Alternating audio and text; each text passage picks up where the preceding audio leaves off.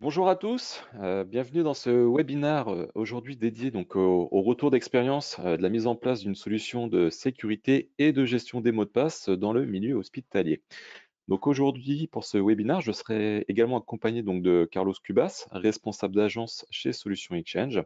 Donc on va vous faire un retour sur l'expérience, voilà, suite à la mise en place d'une solution de sécurité sur la gestion des mots de passe. Donc, avant de démarrer ce petit webinaire, eh bien, petit rappel, voilà, donc tous les participants sont en mode muet. Donc si vous avez des questions, n'hésitez pas à les poser donc à tout moment, hein, nous y répondrons à la fin de la séance. Voilà, donc bien Carlos, je vais te laisser la parole. Alors, Mer- hem, Merci Florian. oui, Écoutez, bonjour à tous. Je vais me représenter. Je suis Carlos Cuba, je suis en charge des établissements de santé au sein de Solutions Exchange. Je vais vous présenter le déroulement du projet du centre hospitalier d'Elbeuf-Louviers, de son évaluation jusqu'à sa mise en place. Avant le démarrage du projet, le centre hospitalier a souhaité faire une évaluation technique et fonctionnelle autour de 4 objectifs bien précis. Comme vous pouvez le voir sur le premier slide, les deux premiers objectifs, donner de l'autonomie aux utilisateurs et réduire les tickets liés au mot de passe, sont liés puisqu'il s'agissait de désengorger les équipes IT du helpdesk en donnant une autonomie aux utilisateurs dans la gestion des mots de passe autour de règles prédéfinies par le RSSI, le responsable de la sécurité du centre hospitalier. Bon, concrètement, c'était beaucoup de tickets de support pouvant être gérés autrement. C'était ça un petit peu l'objectif de l'équipe sécurité. Après cette réorganisation de la gestion des mots de passe, le deuxième objectif de l'équipe sécurité a été de simplifier l'accès aux applications par une authentification unique en utilisant les fonctionnalités de notre solution. Le quatrième objectif, tout aussi important que les précédents, pour l'équipe sécurité du centre hospitalier, a été la mise en œuvre de moyens de vérification des identités par les fonctionnalités d'authentification multifacteur de la solution qui vous sera présentée à la suite de cette présentation. Voilà quels étaient les 4 thèmes à évaluer proposés par le centre hospitalier. Cette évaluation technique et fonctionnelle a commencé début juin et nos équipes ont travaillé à ce test pendant 2 semaines en situation réelle puisque la solution a été installée sur l'infrastructure du centre hospitalier et nous avons travaillé donc avec leurs données, leur infrastructure, leurs comptes, etc., etc. On était vraiment sur du réel. Après les tests de fonctionnement et de cette évaluation qui a été jugée réussie, et bien sûr, après les démarches administratives, le centre hospitalier a mis en place un plan projet de cette solution en 3 phases. Next. Florian, tu peux appuyer c'est s'il te plaît. JK, c'est bon. C'est bon.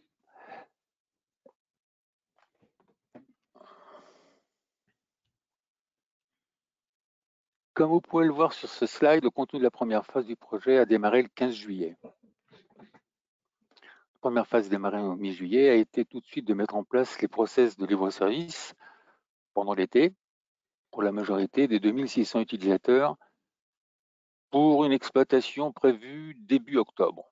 Ce nouveau process concernant la réinitialisation des mots de passe et le déverrouillage des comptes. D'autre part, une autre fonctionnalité importante a été la notification d'expiration des mots de passe pour conduire les utilisateurs vers une autonomie complète ou tout du moins espérée. Des alertes de notification d'expiration des mots de passe ont été programmées dans la solution. Pour suivre et contrôler l'avancement de l'utilisation de la solution, le système a produit des états et des rapports sur l'utilisation. La conduite du changement espéré par les équipes IT a été donc contrôlable au fur et à mesure de l'avancement du projet. À noter également la mise en application de nouvelles règles concernant les mots de passe selon les normes ANSI ont contribué également au renforcement de la sécurité. Deuxième phase.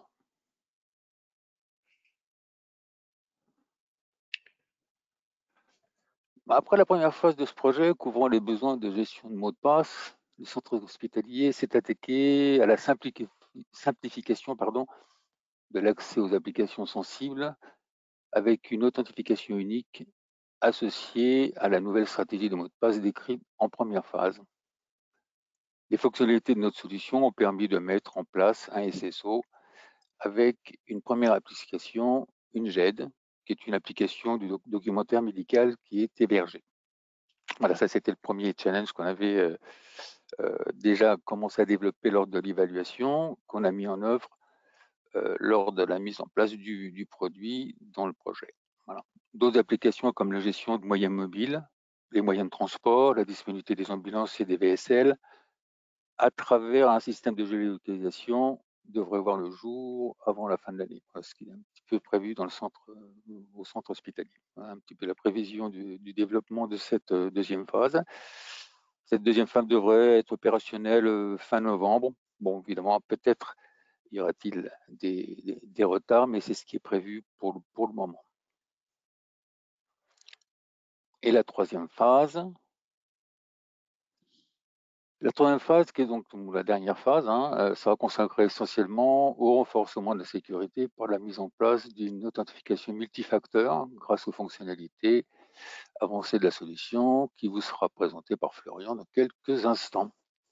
Voilà, l'équipe sécurité centre hospitalier ayant défini au préalable les règles d'authentification, la mise en application devrait être accélérée en termes d'exploitation. Voilà le challenge interne du centre hospitalier et tout ça c'est prévu pour début janvier. Voilà les prévisions qui sont visées. En résumé, l'évaluation de cette solution aura duré environ 3 semaines et la mise en œuvre devrait couvrir une période de 4 mois et demi. Donc l'évaluation s'est fait assez rapidement parce qu'on avait déjà une analyse du besoin en interne qui était assez précise sur les objectifs et la mise en œuvre de la solution a été bien encadrée par nos équipes et par les équipes sécurité du centre hospitalier. Voilà, n'hésitez pas à nous contacter si vous souhaitez avoir une présentation personnalisée ou si vous voulez évaluer notre solution. À la fin de la présentation, vous aurez les informations de contact pour nous solliciter. Voilà, je vous laisse découvrir maintenant le contenu des fonctionnalités de la solution avec l'intégration de Florian, notre consultant sécurité chez Solutions. Je vous remercie. Ok, bah écoute, merci Carlos pour cette introduction. Bien écoutez, donc on va essayer de découvrir ensemble comment, grâce à DSL Service Plus, on a pu répondre à l'ensemble de ces besoins. Donc je vais changer d'écran d'ici quelques instants et on va reprendre donc ces points de manière à les développer ensemble, tout simplement. Donc l'un des points clés de ce projet au sein de ce centre hospitalier, donc comme l'a exprimé Carlos au démarrage, était donc de donner de l'autonomie aux utilisateurs et réduire ainsi donc les tickets assez sensibles, les tickets cruciaux liés au mot de passe. Donc, pour donner cette autonomie donc à ces utilisateurs, AD Self-Service Plus va proposer une première fonctionnalité qui va leur permettre d'être vraiment autonomes sur tout ce qui va concerner la réinitialisation de leur mot de passe ou le déverrouillage de leur compte utilisateur. Donc, ce qui va être très pratique puisque du coup, s'ils sont bloqués à l'ouverture de session, par exemple, on va se mettre dans ce premier type de scénario, eh bien, on va voir que l'utilisateur peut être totalement autonome sur ces deux actions et que ces actions restent sécurisées du début à la fin. Donc là, normalement, vous devez voir donc un écran de type utilisateur, voilà, un côté utilisateur. Donc là, on va dire, bon, je reviens de vacances, j'ai perdu mon mot de passe, je ne m'en souviens plus. Qu'est-ce que je peux faire? Eh bien, en temps normal, ce que je ferais, c'est que probablement, je tenterais de rentrer mon mot de passe à plusieurs reprises, quitte à verrouiller mon compte, et dans ce cas-là, à contacter le service helpdesk. Toutefois, ici, comme vous pouvez le voir à l'écran, on a Reset Password Unlock Account, qui est la petite fonctionnalité qui va permettre d'être entièrement autonome donc, sur ces actions. Donc, comment ça fonctionne? Eh bien, tout d'abord, on a une petite fenêtre qui va s'ouvrir et on va avoir un choix sur l'action qu'on souhaite mener, tout simplement. Donc, réinitialiser le mot de passe ou déverrouiller le compte. Donc là, je vais prendre réinitialiser le mot de passe, je clique dessus, je vais avoir plusieurs étapes de vérification qui vont me permettre de prouver que je suis bien l'utilisateur que je prétends être. Donc, Ces étapes, je dirais, elles sont recommandées, elles sont nécessaires pour assurer, pour garantir donc la sécurité donc de cette action et vraiment rendre le process sécurisé. Donc là, je mets le nom de l'utilisatrice. Je renseigne également un CAPTCHA. Voilà, donc sachez que le CAPTCHA n'est pas obligatoire, on peut le paramétrer de manière à le masquer. Je clique sur continuer et là, je vais arriver sur un premier niveau d'authentification. Donc tout ce processus de réinitialisation de mot de passe ou de déverrouillage de compte, eh bien, va passer par une authentification à plusieurs facteurs. Donc je continue ces étapes, le nom de jeune fille de ma mère, ma couleur préférée. On renseigne à nouveau le CAPTCHA eh bien, pour prouver que je ne suis pas un robot. Je ne crois pas l'être en tout cas. Je continue. Deuxième méthode de vérification, d'authentification. Et bien là, on a décidé donc dans ce workflow d'utiliser Microsoft Authenticator. Donc je suis désolé, je ne pourrais pas vous le montrer à l'écran, mais j'ai l'application donc installée sur mon téléphone portable. Et ce que je vais faire, je vais tout simplement renseigner comment s'appelle le code qui est attribué donc à cette utilisatrice. Donc là, j'attends juste qu'il se régénère pardon, sur mon téléphone, ça prend quelques secondes, voilà, il a été régénéré, je le rentre et je peux cliquer donc sur continuer. À partir de ce moment-là, je serai en mesure de renseigner le nouveau mot de passe. Et comme vous pouvez le voir à l'écran, on a plusieurs petites cases qui vont nous indiquer si le processus est bien respecté, tout du moins le processus de mot, enfin pas de processus plutôt, pardon, mais si la complexité du mot de passe est bien respectée, de manière à pouvoir le réinitialiser avec les bons paramètres. Donc en quelques clics, comme vous pouvez le voir, je suis en mesure de réaliser donc ce type d'action, de réinitialiser mon mot de passe ou même de déverrouiller mon compte. Donc ça, c'est vraiment quelque chose qui est très pratique dans ce type de situation. Et l'autre avantage aussi donc, de cette solution, c'est que on va être en mesure de gérer très facilement son mot de passe. Donc là, on va être plutôt dans un autre scénario, on va plutôt être dans la gestion, dans le changement de mot de passe. On va voir qu'on a un portail web sur lequel l'utilisateur peut également se connecter et changer son mot de passe donc depuis cette interface. Ce qui des fois facilite aussi ce processus donc, de changement de mot de passe plutôt que de faire un contrôle là-dessus.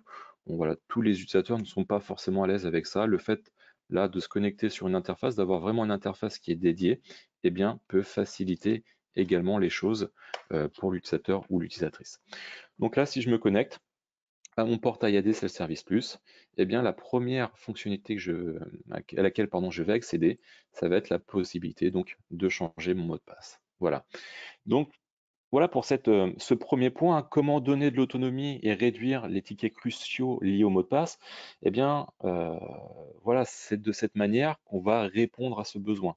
Comme on l'a vu, on est pleinement autonome sur ce type d'action, ce qui laissera donc aux équipes informatiques plus de temps pour gérer des tâches de support, d'autres tâches de support ou des projets également, des projets informatiques. Voilà, donc en tout cas, ça va leur dégager beaucoup plus de temps. Le deuxième point aussi qui a été énoncé par Carlos, dans le cadre de ce projet, c'était simplifier l'accès aux applications.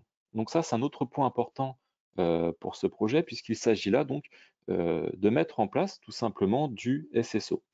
Donc du SSO ou même de la synchronisation de mots de passe. Donc là, c'est pareil.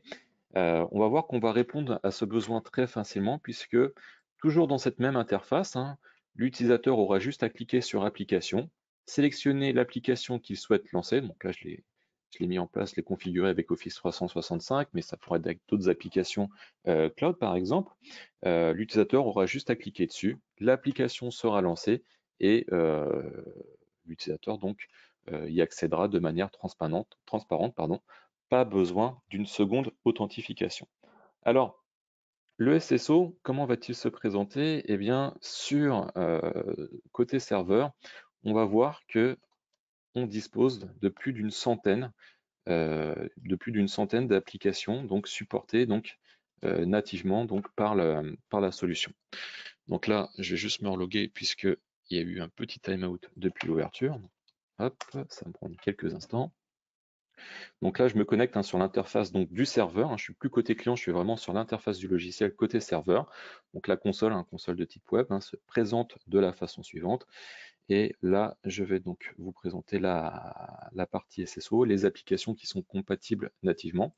Donc, pour tout ce qui va être SSO, voilà la liste générale donc, des applications qui sont d'ores et déjà compatibles avec les single sign-on. Et donc, on a également la possibilité d'ajouter d'autres applications qui ne seraient pas listées ici en tant qu'application personnalisée à partir du moment où cette application supporte le SAML 2.0. Donc, l'idée, c'est que, voilà, de base, à l'installation du logiciel, vous accédez déjà à toutes ces applications. Et si l'application que vous souhaitez utiliser avec ADSL Service Plus ou synchroniser avec les mots de passe n'est pas présente, eh bien, vous pouvez les ajouter en tant qu'application personnalisée. Donc, c'est aussi de cette manière qu'on a pu répondre à ce besoin-là également. L'autre point, le prochain point, quant à lui, donc, concerne la vérification des identités. Donc, on a vu tout à l'heure comment se déroulaient donc ces étapes donc, de vérification donc, de mot de passe avec le MFA. Eh bien, ça va être le même processus pour tous les autres applications auxquelles on souhaite appliquer donc le MFA. Donc, l'authentification multifacteur, ce qu'il faut savoir en premier lieu, c'est qu'il y a 18 méthodes différentes d'authentification que vous pouvez ajouter, que vous pouvez mettre en place. Voilà, donc on l'a vu tout à l'heure dans la démonstration. On a mis en place les questions et réponses de sécurité avec Microsoft Authenticator. Mais on aurait très bien pu mettre également d'autres applications, enfin d'autres méthodes pardon, de vérification ici présentes. Donc, c'est vrai que deux facteurs donc d'authentification, c'est toujours mieux qu'un seul, mais là, avoir la possibilité donc de mettre plusieurs facteurs d'authentification, eh bien, rendre l'identité de l'utilisateur plus résistante aux attaques. Donc, ça, c'est une force d'ADSL Service Plus, comme on l'a vu, il permet de gérer vraiment et efficacement le choix des mots de passe des utilisateurs, mais plus important encore, d'activer le MFA, que ce soit donc sur les actions qu'on a citées tout à l'heure, réinitialisation de mots de passe ou déverrouillage de compte. On pourrait également mettre du MFA pour accéder donc à notre session Windows, macOS, Linux. J'aurais pu très bien mettre en place ce type de vérification à partir du moment où je me suis authentifié sur ma session Windows. On peut le mettre en place pour de l'OWA, pour des connexions VPN et également donc pour des applications de type cloud ou même pour accéder au portail ADSL Service Plus comme on l'a vu tout à l'heure quand j'étais sur cette partie utilisateur. Donc voilà, s'assurer que tout fonctionne avec plusieurs niveaux d'authentification, donc va vraiment renforcer cette approche sécurité qui finalement se rapproche d'une approche type Zero Trust. Voilà, donc ça va vraiment améliorer donc la sécurité voilà l'identité. En tout cas, ça va éviter de compromettre tout ce qui est vol d'identité ou du moins le rendre plus difficile. L'autre point qui va suivre, quant à lui, donc, concerne la notification donc d'expiration des mots de passe. Donc là, l'idée, on est plus dans un objectif d'être proactif avec les utilisateurs pour qu'ils soient notifiés que leur mot de passe arrive à expiration. Dès lors, en fait, ils vont pouvoir modifier donc leur mot de passe, soit depuis le portail web, soit en utilisant les outils natifs Windows. L'idée, c'est qu'ils ne se retrouvent pas bloqués. Donc cette notification, cette alerte va se présenter donc sous différentes formes, soit par email, soit par une SMS ou notification push. On va pouvoir également définir à quel moment l'utilisateur ou l'utilisatrice va recevoir cette alerte. Est-ce que ça va être de façon quotidienne, hebdomadaire ou sur des jours spécifiques. Voilà. Donc là, l'avantage sur les jours spécifiques, c'est qu'on peut faire vraiment plusieurs relances. On est sûr que l'utilisateur ne pourra pas nous dire oui, je n'ai pas reçu le mail. Bon, là, il y a 4 mails qui sont envoyés, 4 notifications. J'espère au moins que sur les 4, il en recevra une. Voilà, et donc pour terminer, bien évidemment, le message est entièrement donc personnalisable. Donc, ce qu'on vient de voir, si on résume pour l'instant, Euh, L'utilisateur, finalement, il peut être autonome sur le fait de réinitialiser son mot de passe, de déverrouiller sa session, de changer également donc ce mot de passe et si on le souhaite, bon, ça je l'ai pas démontré, il pourrait mettre à jour également les informations sur son compte Active Directory. Voilà, donc il pourrait modifier voilà, son emplacement, son numéro de téléphone. Donc ça, c'est des choses qui peuvent être mises en place très facilement donc via ce type de stratégie.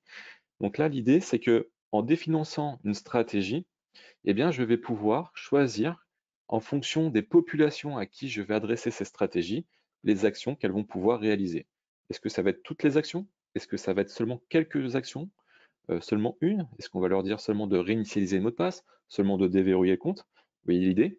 Et ça, on va vraiment pouvoir les sélectionner vraiment spécifiques, hein, soit en se basant sur nos unités d'organisation, ou soit sur nos groupes de sécurité. Donc ça, cette granularité, eh bien, va vous permettre donc de faire un déploiement vraiment proche de vos utilisateurs en fonction donc de leur appartenance de groupe, de leur localisation, des fonctionnalités que vous souhaitez attribuer. Voilà, donc on peut vraiment interagir à différents niveaux à ce niveau-là. Et pourquoi je vous parle de ça? Eh bien, tout simplement, c'est que ça va être aussi en adéquation, je dirais, avec les accès qu'on va mettre en place. Ces accès, on va pouvoir les rendre conditionnels. J'entends par là, c'est que si un utilisateur, en fonction du réseau sur lequel il se trouve, de l'appareil, de son emplacement, des heures de travail, en fonction donc de ces différentes variables, de ces différents paramètres, eh bien, on pourra lui dire, bon, bah, seulement tu accèdes à toutes les fonctionnalités, soit on va demander un niveau de vérification supplémentaire pour prouver que tu es bien la personne que tu es prétend être. On pourra également limiter l'accès ou bloquer l'accès. Et là, de cette façon, en définissant des conditions d'accès, eh bien, on va vraiment s'assurer hein, que les identités des utilisateurs, que leurs données ou même leur accès ne soit jamais compromis. Voilà, donc ça va contribuer une fois de plus à renforcer la sécurité, hein. Donc on définit les stratégies qu'on va appliquer aux utilisateurs et ensuite on peut définir des conditions d'accès à ces différentes fonctionnalités. Donc voilà pour ce point-là hein, qui concerne donc la notification hein, sur l'expiration des mots de passe. Euh, un autre axe qui est aussi très sensible, qui est très important dans ce projet, on l'a vu, c'est la complexité du mot de passe. Donc, on a trop souvent tendance à penser qu'un mot de passe est sécurisé, dès lors, enfin, qu'un mot de passe est sécurisé dès qu'il est complexe, tout simplement. Mais on va voir dans quelques instants que ce n'est pas forcément vrai. Donc, ce que je vais faire, c'est que je vais revenir là, sur la vue côté utilisateur. Et puis, on va regarder ensemble, voilà, que se passe-t-il si je modifie un mot de passe? Eh bien, tout simplement, ce que va faire un utilisateur dans ce type de situation, par exemple avec les outils natifs, eh bien, il va renseigner son ancien mot de passe et puis il va renseigner également le nouveau. Donc là, si je renseigne le nouveau, vous voyez, à chaque fois que je tape une lettre, un chiffre, eh bien, j'ai plusieurs cases ici qui sont cochées. Donc là, on va avoir tendance à penser que puisque plusieurs cases sont cochées, dès que j'écris le mot de passe va être sécurisé, va être complexe. Mais si je regarde de plus près, au final, que se passe-t-il? Eh bien, j'ai juste mis password avec un P majuscule et un arrobase 1, 2, 3, 4. Et là, on s'aperçoit que, bah, effectivement, il est complexe parce qu'il y a certains caractères qu'il utilise, mais finalement, qui dit complexe ne veut pas forcément dire que le mot de passe soit infaillible. Donc, c'est ça qu'on essaye justement aussi, c'est un des points clés hein, qu'on essaye de donner en fait aux clients et à leurs utilisateurs, c'est euh, voilà, c'est pas parce que ces conditions sont remplies que le mot de passe est infaillible, hein, voilà, donc là l'idée, ça va être donc de supprimer certains patterns, voilà, prévisibles, hein, certains mots qui peuvent compromettre le mot de passe en lui-même, hein. Il ne faut pas oublier qu'un utilisateur n'aime pas beaucoup le changement, ils aiment aussi les choses faciles à se rappeler, faciles à utiliser. Donc, c'est vrai que par rapport à ça, leur mot de passe, eh bien, on peut souvent se retrouver avec ce genre de choses. Et puis, dès que le mot de passe va arriver à expiration et qu'il va falloir le changer, eh bien, ils vont changer un chiffre, une lettre. Donc, voilà, il faut travailler là-dessus. Il faut faire passer ce type de message. Alors, c'est vrai que ça peut paraître assez basique, mais il y a encore beaucoup de sociétés, hein, enfin, dans lesquelles on s'aperçoit encore de cela. Donc là, si je vais jusqu'au bout, aussi l'autre point, euh, il faut que l'utilisateur comprenne pourquoi le mot de passe a été refusé. Ça aussi, c'est important puisque ça va leur permettre eh bien, d'adapter le mot de passe et voilà, de le mieux renseigner, de le rendre plus fort, tout simplement. Donc là, typiquement, bon, bah, le mot de passe est expiré puisqu'il y a des patterns comme 1, 2, 3, 4 qui est utilisé et comme le mot sword euh, qui est utilisé. Donc, comme on vient de le voir, ce mot de passe, qui semble complexe, ne l'est pas forcément. Hein, voilà, je vais vous montrer aussi quelque chose avec un autre outil. Donc, on va reprendre le mot de passe, hein, voilà, donc password avec un arrobase, hop, 1, 2, 3, 4. Si je le teste sur cet outil donc de Kaspersky, bon, qu'est-ce qu'il me dit? Il est grand temps de le changer. Le mot de passe apparaît 147 fois donc dans une base de données ayant fait l'objet d'une fuite, et le temps de piratage de ce mot de passe-là, voilà, j'ai même pas le temps de dire oups, que le mot de passe serait déjà craqué. Donc, si on rajoute un peu de complexité, hein, ça sera pas forcément mieux. Voilà, j'ai rajouté 2 caractères. Bon, il n'apparaît plus dans une base de données ayant fuité, mais prendra juste un petit peu plus de temps à être piraté. Donc, un mot de passe complexe ne veut pas dire forcément sécurisé. Par contre, il peut y avoir d'autres approches. Par exemple, hein, si je mets ce qu'on appelle un passe-phrase, en disant voilà, je suis présentateur Florian Gauthier, voilà, tout simplement, solution Exchange. Bon, bah, ce mot de passe-là, il est long, il est facile à se rappeler, mais en attendant, je dirais qu'il est un peu plus sécure, hein, dans la mesure où il va prendre beaucoup plus de temps à être piraté. Donc là, voilà, on n'est pas sur un mot de passe complexe, facile à retenir et qui est correctement, enfin, voilà, qui prendra plus de temps à être compromis. Donc voilà, faut faire attention à ce genre de choses, hein, parce que ça peut être assez important en termes de sécurité. Là, l'avantage aussi, donc avec ADSL Service Plus, c'est que tous ces paramètres, eh bien, on peut les prendre en considération. On peut définir une stratégie de mot de passe vraiment sécurisée, puisque on pourrait soit définir les caractères à utiliser, alors hein, toujours en faisant attention, mais là, on va pouvoir aussi, contrairement à ce qu'on voit avec les outils natifs, eh bien, éviter la répétition de certains caractères, de certains patterns, et même, si on le souhaite, hein, d'anciens mots de passe. Complètement, voilà. Donc ça, c'est quelque chose aussi qui va renforcer la sécurité. Restreindre le modèle, savoir son importance aussi, puisque là, certains mots ne seront pas pris en compte. Voilà, des mots comme AZERTY 1, 2, 3, 4, comme mot de passe, comme password, ce genre de choses, ce genre de mots, ce genre de patterns peuvent être définitivement exclus. Et on est sûr que de cette manière, l'utilisateur eh bien, ne prendra pas ce type de mot de passe pour modèle. Et dernier point, comme on l'évoquait, hein, c'est la longueur des mots de passe. Un mot de passe qui est long peut être aussi sécurisé qu'un mot de passe avec plein de caractères alphanumériques, etc. On le constate de plus en plus. Il y a des normes aussi qui le préconisent. Donc là, on pourrait définir une longueur de mot de passe minimale à 8 caractères, maximale à 45 caractères. Et surtout, on pourrait dire, voilà, si le mot de passe fait plus de X nombre de caractères, eh bien, à partir de ce moment-là, plus besoin d'utiliser les autres caractères complexes. Donc, c'est vraiment de cette manière, hein, qu'on va s'assurer que le niveau de sécurité de mot de passe appliqué à tout le monde eh bien, ne représente pas une brèche au niveau de la sécurité, au niveau du vol d'identité. Donc ça, c'est un des points qui peut paraître basique, mais qui est trop, trop souvent négligé. Donc, le dernier point aussi, hein, qui avait été cité par Carlos, hein, c'était donc tout ce qui concernait la traçabilité.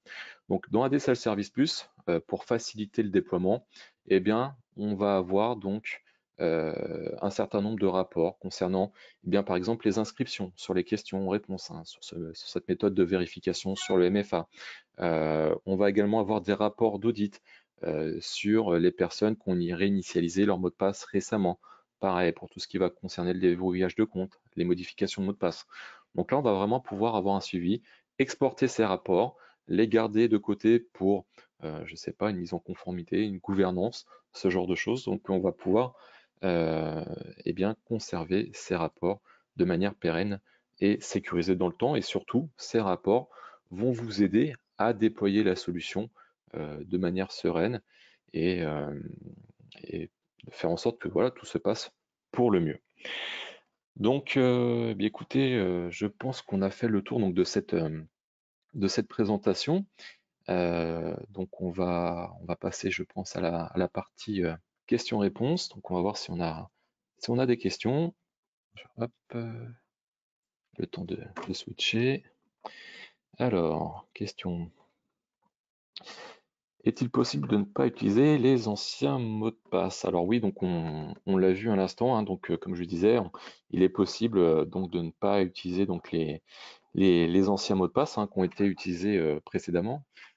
Voilà, donc pour s'assurer que les utilisateurs vont pas les reprendre ou les réincrémenter avec des chiffres ou des lettres et donc les rendre de nouveau vulnérables. Donc oui, c'est possible. Est-il possible de forcer les inscriptions pour les questions secrètes? Donc oui, c'est également quelque chose qui est possible. Donc pour enregistrer les questions secrètes, on peut soit le faire hein, depuis le portail web que je vous ai montré tout à l'heure, ou soit également on peut lancer un script à l'ouverture de session pour que l'utilisateur réponde à ces questions avant de pouvoir passer à ces tâches. Euh, voilà, donc, pas d'autres questions techniques. Carlos, questions commerciales? Oui, là j'ai deux questions qui sont plus dans le domaine commercial. La première question, c'est comment peut-on licencier cette solution? Alors, vous avez le choix entre de l'abonnement annuel ou pluriannuel, intégrant la maintenance et le support, ou vous avez la possibilité également de acquérir les droits d'usage en mode licence perpétuelle, qui est assorti à un contrat de maintenance qui peut être annuel ou pluriannuel. Voilà, on a le choix. Et j'ai une deuxième question, comment peut-on évaluer économiquement la solution? Alors, pour évaluer économiquement la solution, il faut nous fournir le nombre de domain users, ce qui nous permettra de vous renseigner sur le prix de l'abonnement ou de la licence perpétuelle. Voilà, donc chaque établissement doit avoir un nombre de comptes nominatifs qui permettent de faire une évaluation financière pour vous donner un peu une idée du budget à prévoir sur ce genre d'application. Voilà. De toute façon, j'aurai l'occasion de prendre contact avec vous et de vous renseigner sur plus précisément sur ces questions-là d'ordre commercial. Voilà, j'ai pas d'autres questions là. Très bien, Carlos. Bah écoutez, merci à tous donc merci à tous pour votre écoute. Merci Carlos pour ta présence et ces Mais je, informations. mais je t'en prie, Florian, je t'en prie. Donc les prochaines étapes, hein, voilà, donc, vous les retrouvez affichées. Donc pour toute demande d'évaluation ou de démonstration en direct, hein, n'hésitez pas à contacter Carlos, hein, qui se fera une joie de vous répondre. Voilà. Voilà. Bah, écoutez, on vous remercie et puis Merci beaucoup, oui. on vous dit à très bientôt pour un nouveau webinaire. Bonne fin de journée à tous. Bon courage. Au revoir. Merci, bonne journée, au revoir.